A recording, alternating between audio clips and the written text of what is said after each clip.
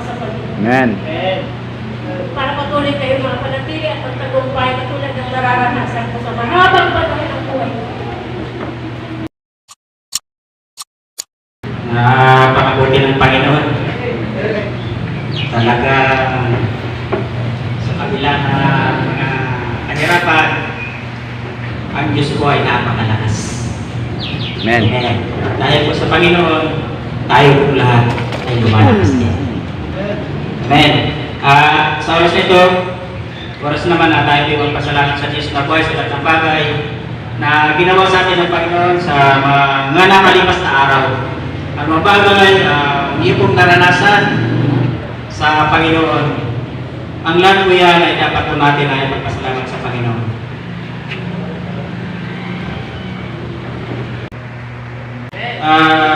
Pagpapagbukas po kayo sa akin. Ito po sa aklat ng Lucas. Ito po ang pagpapagaling ng Panginoon Jesus tungkol sa lalaking taga Geraseno. Amen. Tama ba? Geraseno. Amen. Ito po ang pagpapagaling ng Panginoon Jesus doon po sa inalipin na masamang espiritu. Ito po, pinalaya po itong dalangin ito sa pagkagapos ng demonyo sa kanyang sarili. Amen. At dahil po sa ating Panginoon, siya po ay nakalaya sa ginawa ng demonyo sa kanyang buhay. Amen. Kaya po sa buhay niya na pinagaling ng Panginoon, amen. Ito po ang sabi po ng lalaki na nakalaya po sa pagkagapos ng Diablo sa kanyang buhay. Sa aklat ng Lucas chapter 8 verse 38, sabi po ng Panginoon, nakiusap kay Jesus ang taong inalisan ng mga demonyo na siya ay isama nito. Ngunit sinabi sa kanya ni Jesus, umuwi ka na at ipamalita ko ang dakilang bagay na ginawa sa iyo ng Panginoon. Amen. Ito po yung tao na sinabihan ng napakarami pong demonyo. At siya po ay nakatira sa mga libingan. At siya po halos na hindi na nagdaramit. Amen. Patuloy siya sumisigaw, nagagambala sa mga taga-roon. Amen. Ngunit sa kapangyarihan ng Panginoon, siya po ay pinalaya. At sabi, dahil dito sa ginawa ng Diyos sa kanyang buhay sa kalayaan, hiniling ng tao ito na siya po ay isama. Amen. Sa paglalakbay ng ating Panginoon. Pero hindi po pumayag po ang ating Panginoon Jesus. Bakit sinabi niya, umuwi ka na at ipamalita mo ang dakilang bagay na ginawa sa iyo ng Panginoon. Amen. Kaya po tayong lahat, gawin po natin, amen, ang sinabi ng Panginoon Jesus, doon po sa taong, amen, pinalaya ng Panginoon sa pagkagapos po ng kaaway. Lahat ng bagay na ginawa sa atin ng Panginoon, dapat daw po natin na inaya. Lahat.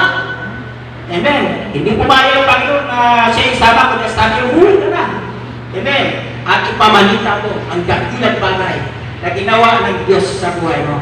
Amen. Kaya po tayo lahat, amen, mag-uusap po tayo ng Panginoon na anumang bagay ginawa na mabuti ng Diyos sa buhay ng bawat isa. Yan po ay sinasabi ng Panginoon, ihayag po natin lahat yan. Amen. Para makilala natin na ang Diyos po ay buhay. Kayo po, sino po ako na magpasalamat? Taas lang po ang ating mga kamay. Rakol na po, pabalik na natin. Pagkakas po natin ang buhay ng Diyos sa buhay po ni Esther Maria. Nagpapasalamat ako sa Panginoon sa araw-araw na biyayang buhay ng Diyos. Maraming problema dumadating, lumipas. Pero naniniwala ko na kailanman ang Diyos ay hindi po siya nagpapabayaan. Amen. Maraming sitwasyon na nangyayari na hindi maganda, pero dahil nasa Panginoon ako, naniniwala ko na lahat ng bagay na nangyayari ay pinapahintulot ng Diyos, pero siya tinuturo sa akin. At isang bagay po yung gusto ko ipagpasalamat sa Panginoon na minsan nasasaktan ka, pero tatanggapin mo yung mga bagay na yun kasi baka yun ang bahagi ng pagkaubog sa inyo ng Diyos. At higit sa lahat, habang nagtatuwala ka sa mga ganyang sitwasyon, alam mo na ang Diyos ay sumasagot. Kayang-kaya mo pagtagumpayan ang lahat ng ginawa. Basta ang masasabi ko lang sa mga nakikinig, kung kumararas ka kayo ng mga problema at pagsubok, huwag kayong makakalimang mawawak sa Panginoon. Amen. Para patuloy kayo mga panatili at pagtagumpay katulad ng nararanasan ko sa mahabang panahon ng buhay. Lahat naman tayo dumadaan sa mga pagtitiis, pero mabuti ang Panginoon ay ito. Sa Amen. kabila ng mga pagtitiis mo, nakikita mo yung Diyos na ikakapin mo araw-araw. Kaya maraming salamat sa Lord sa kanyang puwan lahat ng kapurihan. Amen. Talaga napakabuti ng Panginoon. Sa lahat ng pananampalataya at ng nananalig sa Diyos, ito pang sinasabi ng aklat ko na unang Korinto sa 13, wala pang pagsubok na dumating sa inyo na hindi naranasan ng lahat ng tao. Tapat ang Diyos at hindi niya ipapahintulot na kayo'y subukin ng higit sa inyong makakaya. Sa halip, pagdating ng pagsubok, bibigyan niya kayo ng lakas upang mapagtagumpayan. Amen. Halos lahat po ng tao sa mundo nakaranas ng pagsubok. Pero ang taga-Jesus is my life, kung bibigyan ng Lord ng lakas para magtagumpayan ang lahat ng pagsubok. Amen. Tulad po na ginawa ng Diyos sa buhay ng Sister Maria, maraming man po sa dinanasan, pero dahil po sa magkatawa ng Diyos, siya po ay nagtagumpay. Sino po? Palapagan po natin ang buhay ng Diyos sa buhay po ni Sister Nene.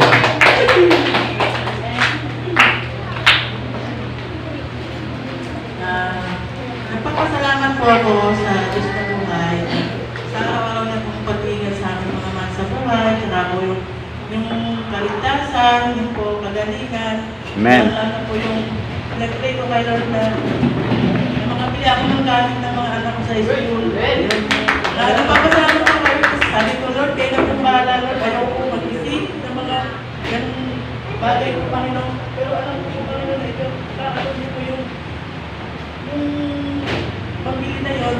Pero salamat po talaga sa Lord kasi nung time na ano po, isang araw lang po, tinawagan na po ako ng boyfriend ko. Sabi, yun po, pinalaman po ako sa pambili ko. Kaya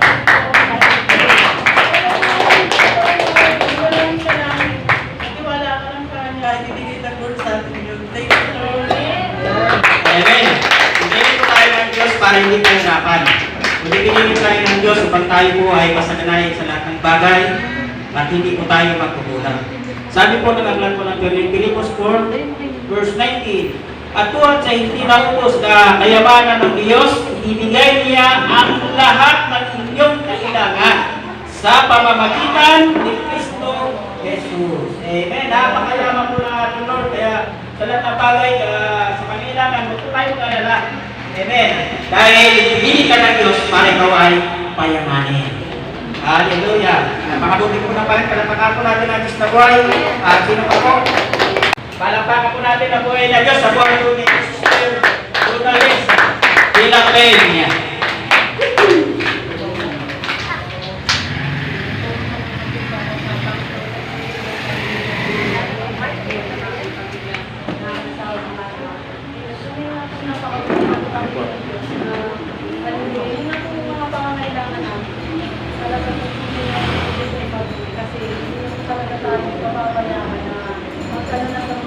bagay na kung saan isa po ang patuloy din ating mga pangangailangan. Nang wala pa nga po talaga ako sa Panginoon, hindi ko pa nakikilala ko sa kawakan talaga. Sarili na kailangan ng kailangan para po tayo ay magkaroon ng mga pangangailangan. Yung mag-dog yung pag-inubigas, pagbahay, yung kuryente. Akala ko po, talaga po yung lakas natin ang kailangan natin. Hinihapon para po makaprovide ng gano'n. Pero kung nakakilala ko ng Diyos, hindi ko pala talaga. Talagang sumunod ka sa kanya kasi talagang siya po yung magbibigay ng pangangailangan at talagang hindi talaga tayo mahirapan. Makakatulog pa tayo sa tamang oras, makakakain sa tamang oras. Kaya nga po, meron pa rin po ako isang matutunan.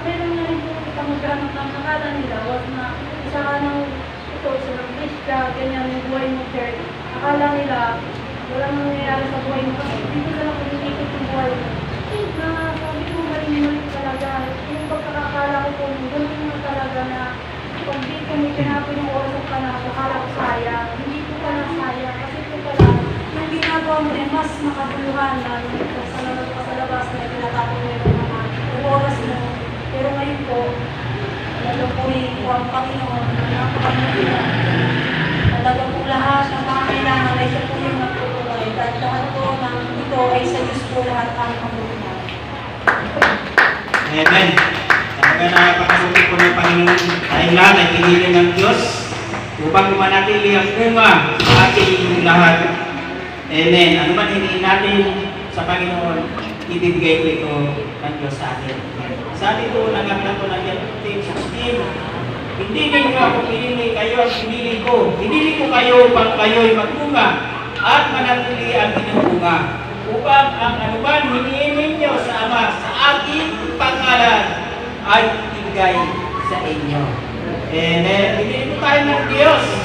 Amen. Para tayo po ay dinggin lahat ng ating hingin sa Diyos. Pero sabi ng Panginoon, kailangan manatili po ang bunga natin ng pananalig at pananampalataya sa Diyos na buhay ang magsunod. Para naman ang hindi natin sama sa kanyang pangalan, ito po ay pagkakaroon sa bawat isa sa atin. Palapan po natin ang Diyos. Sino pa po? Mayroon pa po tayong oras. Mayroon pa 5 minuto. Lapakan po natin ang buhay ng Diyos sa buhay po ni Brother Lito de la Peña.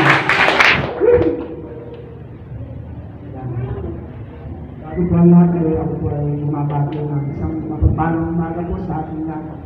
Lalong higit po sa ating dakilang Diyos na buhay na binigyan na naman po ng pagkakataon na ako po ay makapagpasalamat at siyempre aking nagtaas sa aking buhay. Ako po ay labis na nagpapasalamat po sa ating dakilang Diyos na buhay sa isang linggong gabay at pag-iingat sa aming pamilya.